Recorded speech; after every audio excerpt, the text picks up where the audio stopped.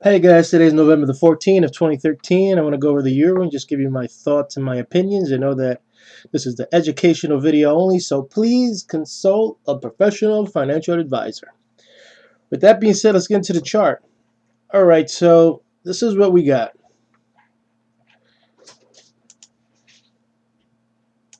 We got that first retracement right here, 50%, 35.63. We got to keep an eye on. We went as high as, what is that, 30... I don't know, 34.96, and we've pulled back, and it looks like we probably want to do like a retest of this. And then this is your 75% low, 32.29. If you add this, you got that 50 right here, which is at 34.68. So you got 250 levels you need to keep an eye on if it wants to push higher. This could be major resistance. This could be resistance right here because it lines up with all these pivot low resistance levels. The 34.68. Actually, it pierced it right too because it's 34.96, right? Yeah, 34.96. So right now we are 34.44. So could be a head fake and pushing lower, but just want to show you these are the key levels as of now. And yeah, no, that's it. So those are the two levels I'm watching: the 35.63, 34.68, and then the 34.29. Crack 34.29, and you could probably push more lower. Let's get this off, and now let's add the trend line. You see right there, resistance here too. So that's another resistance key level from this trend line of July 9th and September 6th. So that's it right there. So that's resistance also. Let's add the Andrews pitchfork. Let's take this. See a cluster resistance right here. Couldn't get off the first this trend line right here, but then if you get up here, you get this resistance right here, and that might coincide with this. No, not that one. Let's see. No, it's too far. So the price retracement zone line up with the angles. So that's one you got to keep an eye on right there. That's 30, 35.14 around there. That could be your next resistance if this thing climbs higher. If we go to the other Andrews pitchfork, this is the big one. Not the big one. This is the one from this swing low, September low, to the October 25th and the November 7th low. So if it's going to trend up again and retest this, and then it needs to stay within this channel because this one's already void. This is actually resistance from here. So this is your new one from that pivot low now. And then this is the big one, which, you see, you get the idea. It's pretty easy once you visualize it. Is there anything else I want to show you? I think that's it. Swing long. You're still in this price range from the ABC pattern. You haven't broken down or closed any lower from the 33.34. So these still stick 65 with the 35.56 right here. And this is a strong level right here at 45%, 34.17. See how it bounced off of that level right there. Interesting. So that's the long. I haven't done an ABC short because it looks like we're setting up for the ABC, and if it fails, then could push lower.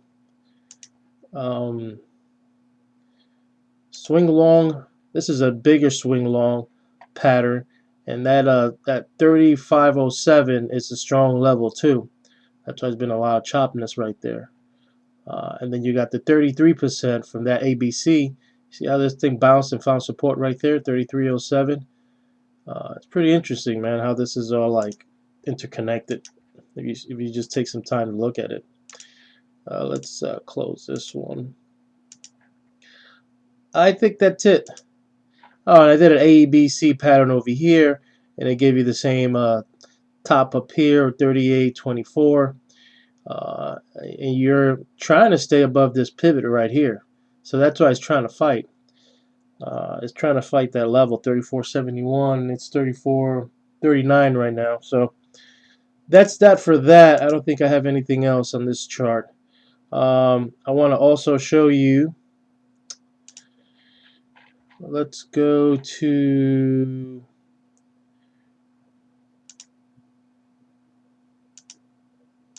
profit charts. If I can get to it. Okay. I haven't used this and shown this.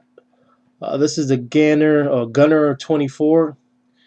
They give you instructions to use it on the 5, on the 8, on the 13th, or the 21st candle.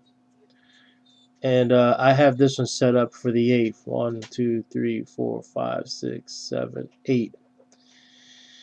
As you can see, price, and I mean, this all fluctuates, this all changes. So, you know, you put it on your chart if you have it, and it might not even look like this because every system and software is so different. So, and the way they line up the candles and the pixels and everything. So, don't get too crazy trying to match what I have. Just kind of get the logic behind it. So, you hit resistance here, you're at this angle right here, and this is normally not supposed to be resistance. It's supposed to be the red one, but as of now, I guess just by this, and this, mind you, is the July low of the 9th, and that's the September 6th, and that's the October 25th, and that's the November 11th. So this is where we at right now. This could be resistance also right here, and this arc right here. Found resistance right at the tip of this arc. I mean support actually, and turned. So we'll see if it cracks this angle right here. That's not good. This is supposed to be a good, you know, Gann angle right here. So I just want to show you that. Let's go into my big. Let's glance this chart. I want to show you something on the daily.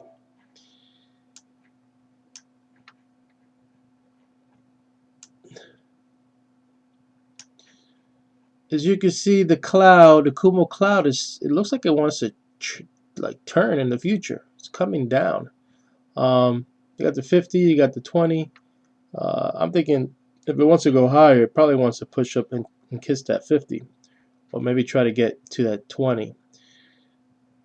This is the occasion right here.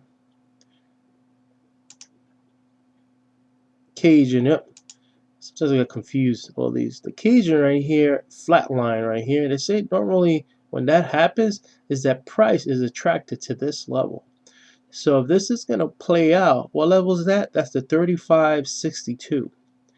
So if this thing wants to go, it probably might kiss this, get above that, might get to here because it's attracted to this level, and it also could hit the 20. So we'll see. The thing is that it's where is it? 34.42 right now. 34.42. It's all the way down here. So it had the shot to do it, man. If it stood above the cloud and buyers would have kept pushing this thing higher, this thing could have, you know, ripped and maybe retested. But now that it's back here, I mean, not saying that it won't, but the selling pressure is back at it again, and now it's in the cloud. So it kind of kills the bullish vibe, if you get what I mean, of like trying to go long, because now you're back stuck in the cloud, and I don't know how, you know, deeper is gonna go today, but it just kills the whole vibe of like loading up and trying to go long, unless, you know, people load up here, it pushes higher, and then, you know, once it gets above that 50, it's gonna get super momo because everybody's gonna think that, you know, we're gonna retest that high, and that's gonna be the mentality to shoot higher. I got only a couple of seconds left. Let's just look at the big picture and see what we got. You see, we kind of like got a nice little pop, and then it's just turning. So I don't know if this is a head fake, and there's more downside coming. But once you take that 32.95, you're probably set up for 1, 2, and this is the third way, which is probably going to be the strongest way. That means the dollar's going to go up. That means gold is probably going to push lower. We'll see. Same thing here. You know, you got a full moon coming up. I got it here the 15th for the 18th. So, but these are the trading days, so somewhere around this time frame, full moon could affect the markets here. Could give it a pop, or could just tank this thing. Nothing's really changed. It's kind of like an inside week right here from last week, and we're just kind of like, you know, choppy, just going to, you know, just tight little range. So see what happens. Hope you enjoyed this video. Peace.